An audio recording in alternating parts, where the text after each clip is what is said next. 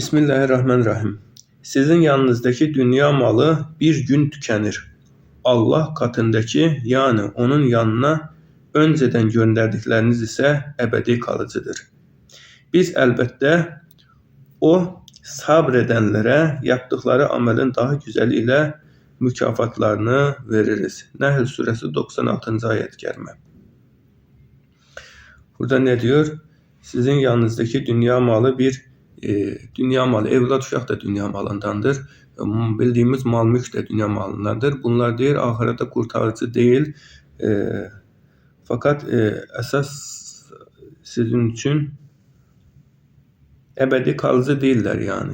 Bir gün biterler. Bunları ahirette kurtarıcı haline çevirmek için bunları sədəqə-i cariyə yapmak lazım ki, bunlar hayra dönüşsün, yani bizim için faydası olsun. Yoksa hiçbir faydası olmaz. Hatta onları güzel terbiye etmezsek veya güzel yerde kullanmazsak zararı bile bize dokunabilir ebedi olarak.